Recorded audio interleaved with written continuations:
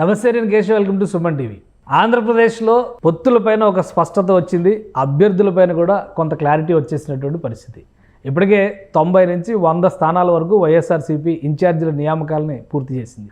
ఇక జనసేన, తెలుగుదేశం కలిసి 99 స్థానాల్లో అభ్యర్థుల్ని ఖరారు చేసేసాయి. సో ఈ ఈక్వేషన్స్ ఏపీ పాలిటిక్స్లో ఎలా పనిచేస్తున్నాయి, ఎవరికి ఎక్కడ పట్టు దక్కుతుంది, ఎవరు ఎక్కడ విఫలం అయ్యేటువంటి పరిస్థితులు ఉన్నాయి, ఈ అంశాలపైన విశ్లేషణ చూద్దాం. మనతో పాటు ఉన్నారు ఆంధ్ర మేధావుల ఫోరం వ్యవస్థాపక అధ్యక్షులు చలసాని శ్రీనివాస్ గారు. Ready to move in premium triplex villas at Bachupalli APR projects. Srinivas గారు నమస్కారం. నమస్కారం, అందరూ నమస్కారం. మీరు రాష్ట్ర వ్యాప్తంగా పర్యటనలు చేస్తూ ఉంటారు, జిల్లాల నుంచి కనెక్టివిటీ ఉంటుంది. ఇప్పుడు ఒక స్పష్టమైనటువంటి క్లారిటీ వచ్చేసింది అనుకోవచ్చు ఆంధ్రప్రదేశ్. ఎందుకంటే ఆల్మోస్ట్ 100 సీట్స్ అంటే మెజారిటీ, ఏదైతే వీళ్ళు మ్యాజిక్ ఫిగర్ అనుకుంటారో దానికి సంబంధించి ఒక క్లారిటీ వచ్చేసింది. కాబట్టి బలాబలాలు ఎలా ఉన్నాయి అనుకోవచ్చు. అంటే అప్పుడే చెప్పలేమండి, ఎందుకంటే వాళ్ళు సీట్లు అనౌన్స్ చేసిన వేరు, వీళ్ళు సీట్లు అనౌన్స్ చేసిన వేరు. అందువలన it may take some time అండి.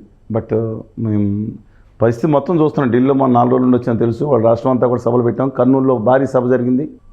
ఉత్తర భారతీయ జనతా పార్టీ ఎవరు పొత్తు పెట్టుకుని ఓడించమని చెప్పి పిలిపించడం జరిగింది. ప్రశాంత్ భూషణ్ గారు, ఢిల్లీ అడ్వకేట్ గోపాలగౌడ జస్టిస్ గారితో సహా ఆ సమావేశాలు విజయవాడ జరిగింది. రేపు విశాఖపట్నం కూడా సమావేశం జరగబోతుంది. రాష్ట్రం అంతా తిరుగుతున్నాం. ఆంధ్రప్రదేశ్ హక్కుల కోసం, ఆత్మగౌరవం కోసం అలుపేరకుండా పోరాడుతున్నాం. 2019 తర్వాత గట్టిగా పోరాడాం. 2019 కంటే ముందు కంటే 94 + 5 సీట్లు 99 అనౌన్స్ చేశారు. జనసేనకి ఎన్ని సీట్లు వచ్చినాయి కూడా చెప్పేశారు, 24 సీట్లు. సరే, కళ్యాణ్ బాబు గారు చెప్పడం ఇంకొక 7 సీట్లు, 7 కాన్స్టిట్యున్సీ చొప్పున 3 పార్లమెంట్లకి 41 లెక్కేసి దాంట్లో అనకాపల్లిలో 2, కాకినాడలో పోటీ చేయబడే 2, లేదా ఇక్కడ పోటీ చేయబోయే 1-2 స్థానాలు తీసేసి ఇక్కడ మచిలీపట్నంలో ఈ 5 స్థానాలు తీసేసి మొత్తం లెక్కేసుకుని అబౌట్ 39-40 సీట్లు వచ్చినట్లయినా ఆయన వివరణ ఇచ్చారు. చాలా గట్టి అసంతృప్తి వచ్చింది అక్కడ కళ్యాణ్ బాబు గారి విషయంలో మాత్రం. కానీ మిత్రులు చేగొండ రామజాబు గారు ఒకటి చెప్పారు, ఒకసారి 30 అనుకున్నాం, 40 అవ్వచ్చు, దాంట్లో సైమనంత ఉండాలి, power sharing is most important అని చెప్పి ఆయన మాట్లాడటం జరిగింది. సరే, ఏది ఏమైనా సరే వాళ్ళ సిచ్యువేషన్ మాత్రం చంద్రబాబు నాయుడు గారు తన జీవితంలో ఎప్పుడు కూడా తలవార్కర్ జిమ్లో కానీ ఆయన ఇంట్లో జిమ్లో కానీ చేయనంత ఎక్సర్సైజ్ ఇక్కడ చేశానని చెప్పారు. మీరు చూశారు నైట్ రైన్తో. అంటే ఈక్వేషన్స్ అలా ఉన్నాయి కదా ఇప్పుడు ఉన్నటువంటి పరిస్థితుల్లో. ఒక చాలా గట్టిగా వర్కౌట్ చేసి తీసుకొచ్చారు. అందువల్లనే 94 స్థానాలు అనౌన్స్ చేసినా సరే ఒక్క 4 పేలా గోవింద్ గారు, గంటా శ్రీనివాసరావు గారు, అలాగే వివాదాస్పదం బుచ్చి చౌదరి అనౌన్స్ చేయలేదు. అనౌన్స్ చేయలేదు. అది ఉన్న 94 సీట్లలో ఒక 4 స్థానాల్లో గట్టిగాను, ఒక 4-5 స్థానాల్లో కొంచెం మాదిరిగాను తప్ప 80 స్థానాలు అసలు ఇష్యూ లేదు. అంటే బహుశా ఇది మంచి బాగా కసరత్తు చేసినట్టే చెప్పాలండి. కళ్యాణ్ బాబు గారి విషయంలో మాత్రం అసలు కసరత్తు ముందుంది. ఇప్పుడు ఉన్న 5 స్థానాలు అనౌన్స్ చేశారు. దాంట్లో లోకమాధవ్ గారి దగ్గర, నెల్లిమర్ల దగ్గర నుంచి, అలాగే రామకృష్ణ గారు, రాజనగర్ కొంతాల రామకృష్ణ గారి విషయంలో మాత్రం అంటే ఏమవుతుందంటే అక్కడ due to number of reasons అక్కడ భరత్ కొత్త మనిషి, అనకాపల్లిలో మాత్రం గట్టి పోటీ ఇచ్చేటట్టున్నారు వైఎస్ఆర్సీపీ క్యాండిడేట్. బికాజ్ అక్కడ సామాజిక పరంగా అనేక అంశాలు ఉన్నాయి. రామకృష్ణ గారు మేము కలిసి పనిచేసాం. చాలా మంచి వ్యక్తి, సహోదరులు. 9 ఓట్లతో ఇండియాలో లోయెస్ట్ మెజార్టీతో పార్లమెంట్ సీట్ నెగ్గిన వ్యక్తి కూడా రామకృష్ణ గారు. మంచివాడు. కానీ ఏమవుతుందంటే ప్రజలకు అందుబాటులో ఉండలేదు చాలా కాలంగానే ఒకటి ఉంది, అది మైనస్. వ్యక్తిగత మంచివాడు. బట్ మిగతా విషయాలు ఏదైతే అక్కడ ఈక్వేషన్స్ ప్రకారం చూస్తే ఇప్పుడు దాడి వీరభద్రరావు ఫ్యామిలీ వీళ్ళందరూ కూడా టీడీపీతో ఉన్నటువంటి పరిస్థితి ఉన్నా సరే, సో ఇదంతా కన్సల్టేట్ అవ్వడానికి అవకాశం లేదు. ఇద్దరూ ఒకే వర్గానికి సంబంధించిన వారు. పేలా గోవింద్ గారు చాలా సంతృప్తిగా ఉన్నారు. ప్రజల్లో పేలా గోవింద్ గారికి చాలా పలుకుబడి ఉందండి. మైనస్ కొంత పాయింట్స్ ఉండొచ్చు, కానీ ఆయన పార్టీలో కష్టమన్నా మనం ఓడిపోయిన అంటిపెట్టుకున్నారు. లాస్ట్ వరకు ఏ యాత్ర వచ్చినా పనిచేసిన వ్యక్తి. ఇప్పుడు అనేది కొంచెం నిన్న కూడా ఆయన అసంతృప్తితో ఉన్నారు. నిన్న ఆయన మాట్లాడుతున్న జరగలేదు తెలుసు. కానీ అక్కడ వర్గ నేపథ్యంలో, అలాగే కోడిగుడ్ల అమర్నాథ్ గారు, గవర్నీలు మంత్రి గారు, ఆయన ఎవరైతే ఆయన ఉంటే కానీ ఓడిపోయి ఉండే పరిస్థితి ఉండేది బాధ్యతతో. ఆయన ఎక్కడ షిఫ్ట్ చేస్తూ ఉండే నేపథ్యంలో డెఫినెట్గా కొత్త అభ్యర్థి భర్త అక్కడ పోటీ ఉండేది. లేదని కూడా ఏదో గిఫ్ట్ ఇస్తారన్నారు. అదే ఏదో స్వీట్ బాక్స్ ఏదో ఒకటి ఇస్తారేమోనండి. అందువల్ల ఈ నెంబర్ ఆఫ్ ఇష్యూస్ చూసుకుంటే తెలుగుదేశం పార్టీ వరకు ఎక్కువ ఇబ్బంది లేకుండా బయటపడే అవకాశం. జనసేన మాత్రం కందులు దుర్గేష్ విషయంలో సీట్ అనౌన్స్ చేయలేదని ముందు. వచ్చే సీట్లు ఏమవుతుందో దాదాపుగా 99% ఆయన నిడదవోలు నుంచి పోటీ చేయడం కన్ఫర్మ్ అయిందండి. నిడదవోలు అక్కడ వైఎస్ఆర్ కాంగ్రెస్ అభ్యర్థి శ్రీనివాసరావు గారు, నాయుడు గారి అబ్బాయి, ఆయన మీద చాలా అసంతృప్తి ఉంది. చాలా 10% to 12%, 14% వరకు ప్రతిపక్షాలకు అనుకూలంగా ఉన్న సీట్ అది.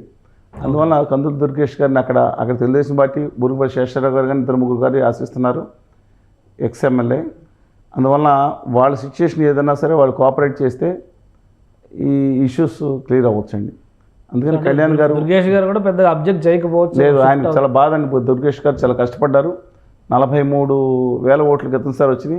కానీ బుచ్చే చౌదరి గారు కూడా అంత వయసు వచ్చినా సరే ప్రజలు 24 గంటలు తిరిగి మనిషి. ఆయన ఇప్పుడు ఈ ప్రస్తుత వ్యవస్థలు చూసుకుంటే 83లో ఎలక్ట్ అయిన ఎమ్మెల్యే చంద్రబాబు నాయుడు గారు తర్వాత సీనియర్ మోస్ట్ ఎమ్మెల్యే. అలాంటిది ఆయన సంపాదించేసుకున్నారని ఆరోపణలు, అంటే మిగతా విషయాలు లేదు కానీ జనబాహుళ్యం చెప్పేది. అలాగా ఈక్వల్లీ కందులు దుర్గేష్ గారు కూడా ప్రజల మనిషి కానీ పేరున్నారు. అందుకని క్యాడర్స్ అలా కలం నిలబెట్టుకున్నమాట వాస్తవం. వీళ్ళిద్దరూ కోఆర్డినేషన్లో పనిచేసుకోకపోతే 2 సీట్లు ఓడిపోతారు. Okay okay.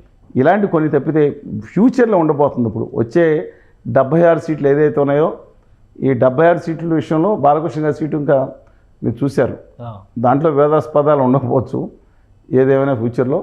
కానీ ఇప్పుడు అనౌన్స్ చేసిన అలాంటి సీట్లు ఇబ్బంది ఉండదండి. కానీ మిగతా సీట్లో మాత్రం వచ్చేసరి వివాదాలు ఉండే అవకాశం ఉంది. అంటే ఎక్కువ ఎక్కడ ఉండొచ్చు, తెలుగుదేశం పార్టీ అంటారా, జనసేన పార్టీ అంటారా? ఎందుకంటే 2 విషయాలు, ఈ రెండిట్ల మధ్యన ఉంటాయండి. మూడో పక్షం పరిస్థితి ఇప్పుడు మూడో పక్షం కాదు, వాళ్ళు ఏంటంటే భీమిలి సీట్ ఉంది, అక్కడ గంటా శ్రీనివాసరావు గారు అడుగుతున్నారు, ఆయన అక్కడికి ఎక్స్పోర్ట్ చేయమంటున్నారు. గంటా శ్రీనివాసరావు గారు మునిశాపం ఉందంటారు. ఆయన పోటీ చేసిన సీట్ నుంచి పోటీ చేస్తే మళ్ళీ చేయరనేది ఉంది. ఎప్పుడు అన్నిసార్లు నెగ్గుతూ ఉన్నారు. ఎన్ని పార్టీలు, 3 పార్టీలు తిరిగి 4 పార్టీల నుంచి అదే పరిస్థితి, ఎప్పటి నుంచైనా అదే పరిస్థితి. అందువల్ల ఆయన విషయం ఒకటి. అపార్ట్ ఫ్రమ్ దట్ అక్కడ భీమిలి కావాలంటే భీమిలి వీళ్ళు అడుగుతున్నారు.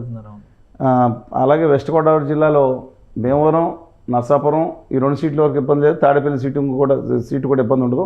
4 సీటు పోలవరం అంటున్నారు. 5 నిడదవోలు సీట్ అండి. అంటే వెస్ట్ గోదావరిలో దాదాపు 5 సీట్లు కనీసం జనసేనకి వచ్చే అవకాశం, 6 జనసేనకి పోటీ చేసే అవకాశం ఉంది. 6వ సీటు కూడా వస్తే రావచ్చు. ఈస్ట్ గోదావరిలో మనం చూసారు, దాంట్లో ఆల్రెడీ పీ గన్నవరం లాంటి కొన్ని సీట్లు తెలుగుదేశం ప్రకటించింది. రాజోలు ఇవన్నీ కూడా ఈ పార్టీ. ఎక్కడైతే దక్షిణాదిన అంటే ఉన్న ప్రకాశం జిల్లా దర్శి కానీ, చిత్తూరు జిల్లాలో సీట్లు కానీ, చిత్తూరు టౌన్ కొన్ని ప్రకటించారు. ఇవాళ మదనంపల్లి, రాజంపేట, తిరుపతి ఇలాంటి సీట్లు కొన్ని ఉన్నాయి. వాటి మీద జరగాల్సి ఉంటుంది. బట్ ఓవరాల్గా ఇవన్నీ కూడా మనకి ఇటు కనపడుతుంది. కానీ సుబ్బారెడ్డి గారు ప్రకటన చేశారు వైఎస్ఆర్ కాంగ్రెస్ పార్టీ నుంచి, అవును, ఈ సమన్వయకర్తలందరూ ఎమ్మెల్యే అభ్యర్థులు కాదని బాంబు పెంచారు. అందుకని వాళ్ళతో క్లారిటీ లేదు. ఇప్పుడు చంద్రబాబు నాయుడు గారు కూడా అదే కదా, వారం రిపోర్ట్ తెస్తాము, పర్ఫార్మెన్స్ టోస్ మీద పెడతాను 99% డోస్ వేస్తారు. ఏదో 2-3 ఏదో తేడా వస్తే తప్ప డబ్బులు సరిగ్గా తెచ్చుకునే వాళ్ళని తెలియదు, కానీ మిగతా వాళ్ళు మార్చకపోవచ్చు. కానీ వీళ్ళ మేనిఫెస్టో దాదాపుగా ఆవిష్కృతం అయినట్లే. 6 గ్యారెంటీలు, మహాశక్తి, మహాలక్ష్మి ఇవన్నీ స్కీమ్స్ అన్నీ కూడా సూపర్ 6. వాళ్ళు పవన్ కళ్యాణ్ గారు ఇద్దరు కలిసి ఇంకోటి వర్కౌట్ చేస్తున్నారు, బాగానే ఉంది. కానీ జగన్మోహన్ రెడ్డి గారు ఏం గేమ్ ఆడుతున్నారో వీళ్ళకి తెలియట్లేదండి. Is playing cards close to his chest. ఈ సీట్ల గురించి ఇప్పుడు ఏదైతే సీట్లు వచ్చినాయి కదా, మిగతా సీట్లు దాకా ఆయన దింపుతారు అనుకోండి. యువతల సీట్లు తీసి అవతల ఎవరు దింపాలో తెలుస్తుంది. ఆయన ఎవరిని నమ్ముకున్నారంటే కేవలం సర్వేలని, అవతల ఓటర్లని, వాలంటీర్లని. ఓకే. కానీ ఆయన వ్యతిరేకం చేయబోయేది సర్పంచులు, వార్డు మెంబర్లు, ఎంపీటీసీలు, జెడ్పీటీసీలు. ఎలక్షన్ డిక్లేర్ అయిన తర్వాత గవర్నమెంట్ ఎంప్లాయీస్ కూడా అత్యధికులు భయంకర వ్యతిరేకత ఉన్నారండి. ఈవెన్ సీనియర్ ఎంప్లాయీస్తో సహా అందరూ వ్యతిరేకత ఉన్నారు. కానీ ఇప్పుడు ఎంతటి వ్యతిరేకత ఉన్నా ప్రజాబలం ఎక్కువ ఉంటే ఏం చేయగలిగేది. కానీ ఏ సర్వేస్ చూసినా సరే, other than I don't want to మిగతా కొన్ని డీటెయిల్స్ వెళ్ళాం. ఇండిపెండెంట్ సర్వేలు చూస్తే గ్రామాల్లో కొన్ని గ్రామాలు అంటే బై అండ్ లా చెప్తున్నాను, 46-47% ఓటింగ్, 46% ఓటింగ్ ఉంది. బలంగా 45 మినిమం వైఎస్ఆర్ కాంగ్రెస్ పార్టీకి. ఓకే. పట్టణాల్లో మాత్రం 36, 37, 38 డిపెండ్స్ అండి, అన్ని చోట్ల కదా బై అండ్ లార్జ్. ఇప్పుడు కడప టౌన్ అనుకోండి డిఫరెంట్గా ఉంది, బట్ ఓవరాల్గా చూసుకుంటే దాంట్లో తక్కువ ఉంది. యావరేజ్ 42-43% నుంచి పెరగట్లేదు. తెలుగుదేశం కూడా లాస్ట్ సర్వేస్ అంటే సెప్టెంబర్ అక్టోబర్లో వచ్చిన సర్వేలతో పోల్చి చూస్తే 37-38కి పడిపోయింది వైసీపీ అని అన్నారు. ఇప్పుడు 42-43% అంటే ఒక 5% గెయిన్ అయినట్టే కదా. ఇక్కడే కూర్చొని మనం మాట్లాడుకున్నాం, రేవంత్ రెడ్డి గారికి ఎన్ని వస్తాయి, ఆయన ముఖ్యమంత్రి అవుతాడా లేదో కూడా మాట్లాడుకున్నాం. నన్ను చెప్పిన ఫిగర్స్ అదే ఉన్నాయి. ఇప్పుడు కాదు, 2019 ఎన్నికల్లో వైఎస్ఆర్సీపీకి ఎన్ని వస్తాయి కూడా 140 స్థానాల పైన వస్తాయంటే పెద్ద విశ్లేషకులు మాట్లాడతా మానేశారు నాతో. ఓకే. ఎలక్షన్ ఎంత చెప్పాను, కేసీఆర్ గారి విషయం చెప్పాను, అదృష్టవశాత్తు రైట్ అని దానికి ఆధారాలు ఉంటాయండి. 3-4 సెఫాలజిస్ట్ రిపోర్ట్స్ నా గ్రౌండ్ రూప్లో కనీసం 200 ప్రదేశాల్లో తెలిసిన ఆ పార్టీలకు అతీతంగా ఉండే ఇంటలెక్చువల్స్ కానీ మిగతా వాళ్ళు కానీ సామాన్యులు కానీ విద్యార్థులు కానీ ఇవాళ సత్తా మార్కెట్ అని ఒకటి ఉంటుందండి. అది మనం ఒక 100లో పాయింట్ పట్టించుకోవచ్చేమో. వాళ్ళు 100 కోట్లు పెట్టి దిక్కుమాల పందేలు ఆడుతూ ఉంటారు కదా, వాళ్ళు కూడా జగన్మోహన్ రెడ్డి గారు 70-73 అంటున్నారు. బెట్టింగ్ అంట గ్యాంగ్లు అంట ఉంటాయి. బెట్టింగ్ అంటే అర్థమైంది. మీరు పందేలంటే ఏదో పందాలు చేసుకుంటూ ఉంటారు, దిక్కుమాల పందాలు వాళ్ళ జీవితాల్లో అయిపోతాయి. కానీ వాళ్ళు ఎంత పెడతారో దీని మీద కాన్సన్ట్రేషన్ తెలుస్తూ ఉంటుంది. ఓకే, అది 100కు ఒక పాయింట్ ఏం జరుగుతుందో దాంట్లో వస్తూ ఉంటుంది కదా, వాట్సాప్లో నాటిలో ఫేస్బుక్లో వస్తూ ఉంటాయి ఎక్కడి నుంచో. గ్రేఫైన్ కమ్యూనికేషన్ మనం పట్టించుకోనండి.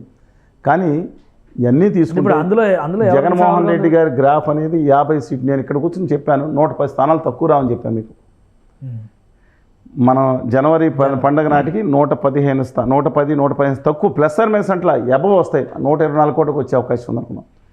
కానీ అదే 20వ తారీఖు డిసెంబర్ నాటికి చూసుకుంటే తెలుగుదేశం, జనసేన, ఉత్తర భారతీయ జనతా పార్టీ కలిస్తే అది 102 స్థానాలకి, 3 కలిస్తే 104 స్థానాల వరకు ఉంది. అది సిచ్యువేషన్. అంటే జగన్మోహన్ రెడ్డి గారి గ్రాఫ్ పెరిగింది, సభలు సక్సెస్ అవటం కానీ ఏదైనా కానీ. అందుకని వీళ్ళు ఇప్పుడు స్తబ్దతగా ఉన్నారు. పవన్ కళ్యాణ్ గారు వారాహి విశ్రాంతి తీసుకుంటుంది. ఈయన లోకేష్ బాబు గారు అప్పుడప్పుడు యాత్రలు చేస్తూ ఉన్నారు. అంటే అంత భారీగా కాదు, శంకరరావాన్ని పెట్టారు.